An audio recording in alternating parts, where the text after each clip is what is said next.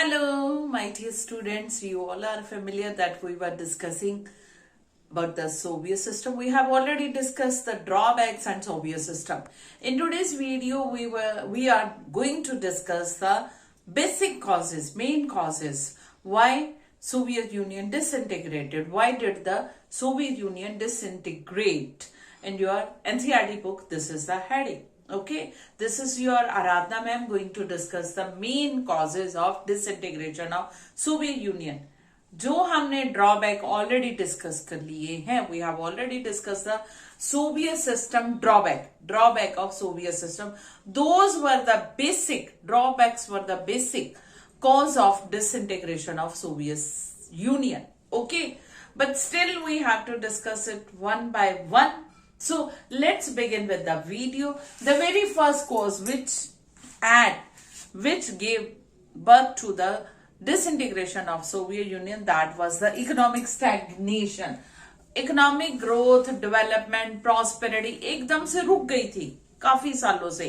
क्यों, किस लिए? ये इकोनॉमिक ग्रोथ डेवलपमेंट जब सेकेंड वर्ल्ड वॉर हुई, टू ब्लॉक्स में डिवाइड हुई, सोवियत यूनियन सुपर पावर बन के निकला और इकोनॉमिक डेवलपमेंट ग्रोथ इतनी ज्यादा इसने दिखाई और की है. हर फील्ड में प्रोग्रेस, टेक्नोलॉजी में, इंफ्रास्ट्रक्चर में, industry, each and everything. But ये स्टैग्नेट स्थिर हो गई, रुक गया ये सब कुछ. और ये 1-2 साल रुक जाए, चलो फिर start, not at all. From many year, several year, many year से ये क्या है, स्टेगनेट होगी. फिर सेकेंड हम करेंगे कि ये स्टेगनेशन खाली इकोनॉमिक फील्ड में नहीं थी, एडमिनिस्ट्रेटिव और political system also. Second world war हुआ, ओके, इकोनॉमिक कम्युनिज्म और socialism was the demand of that are. उस टाइम की जरूरत थी सोशलिज्म, तो गवर्नमेंट लेके आई, that was very good. But with कुछ लिबरल पॉलिसी होनी चाहिए, some liberal policy should be there. ऐसा कुछ नहीं था, स्ट्रिक्ट, और कोई प्रोग्रेस डेवलपमेंट ही नहीं हो रही थी पॉलिटिकल सिस्टम में. वही पुराना बैकवर्ड सिस्टम चला रहा था. ये भी मेन कॉज हुआ डिसइंटीग्रेशन का. थर्ड है हमारा कम्युनिस्ट सिस्टम. कम्युनिस्ट सिस्टम जो था, कम्युनिस्ट गवर्नमेंट जो थी, that was ruling over Soviet union from last 70 year.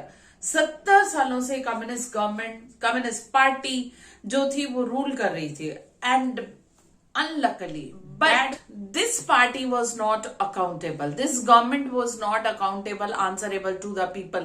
जब किसी के आगे आपने जवाब ही नहीं देना, रिस्पॉन्सिबिलिटी नहीं कोई चीज की आपकी, ऐश आराम, प्रिविलेजेस, ये सारे के सारे top party headliner, top party leader और कम्युनिस्ट ब्यूरोक्रेट्स ये सब कुछ एंजॉय कर रहे थे. और कहते हैं ना, मुंह को खून लग जाए एक बार, और ज्यादा, यही बात हो रही थी. करप्शन रैम्पेट और ज्यादा फैल रही थी हर कोई, और यही करप्शन पैसा खा रही थी. इकोनॉमिक स्टैग्नेशन आ रहा था, एडमिनिस्ट्रेशन में भी कोई रिफॉर्म नहीं करना चाहते थे, पॉलिटिकल सिस्टम भी कुछ नहीं रिफॉर्म, हम लोग अपना ही ऐश आराम करें, यही लग रहा था. और नेक्स्ट था ऑर्डिनरी पीपल जो थे एलियनेटेड. वो अपने आप को अजीब, अलग थलग समझ रहे थे पूरी दुनिया से, कि हम बिल्कुल बैकवर्ड पढ़ रहे हैं, पिछड़े हुए पढ़ रहे हैं, दूसरों से, बाहर वालों से मिलते हैं तो ऐसे. क्योंकि वेस्टर्न यूरोप, वेस्टर्न कंट्री से, अमेरिकन कंट्री से कंपैरिजन करते थे. उनका system democratic system, modern, fundamental rights, everything they were enjoying.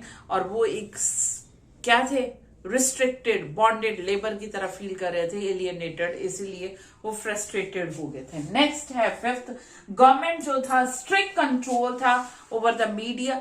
हर तरह के मीडिया के ऊपर, प्रेस हो, न्यूज, ओके, मैगजीन्स, ओके बेटा.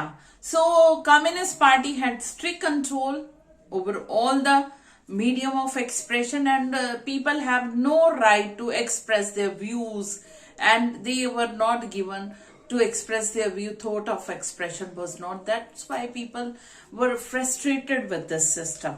They were desperate with this. Now moving to the next, ये जो है हैवी इंडस्ट्री अब बिल्कुल फेल हो रही है. ठीक है, heavy industry initially USSR showed a very good progress development as comparatively to the western country. की एक टाइम ऐसा आ गया था कि वेस्टर्न कंट्री ने भी सोचना शुरू कर दिया था कि communism socialism is better than the democracy, वहां के लोगों ने।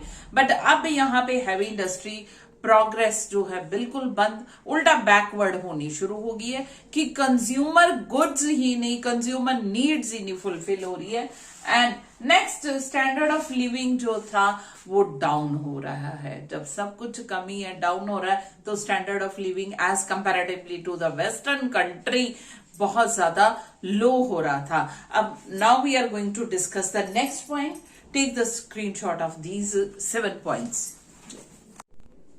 Okay, beta, we have discussed already 7 points about the disintegration of Soviet Union. What were the basic causes or reasons behind the disintegration of Soviet Union? Now we are moving to the 8th and next point of disintegration of Soviet Union. That is, Soviet military was very strong. Okay, 2 blocks were there, America, USA and Soviet bloc, Eastern bloc, Western bloc. To make the military, Soviet military strong, but they have to pay a very heavy cost of that. They were spending all the money on the military and spending all the resources on the military, which they have to spend on the developmental program for the welfare of the common people, but they were not paying attention towards that. लोगों की भलाई के लिए, country की development की और कोई पैसा खास नहीं खर्च हो रहा था जितना मिलिट्री में न्यूक्लियर वेपन डेवलप करने के लिए, और इसी तरह से शॉर्टेज होगी।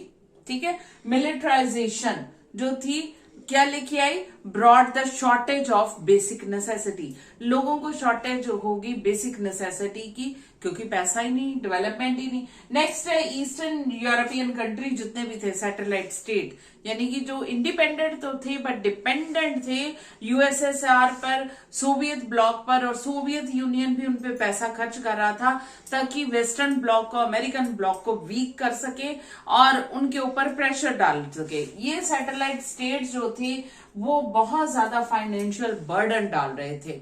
ठीक है, इनमें चेकोस्लोवाकिया, रोमानिया, बुल्गारिया, ये मेन कंट्री थे।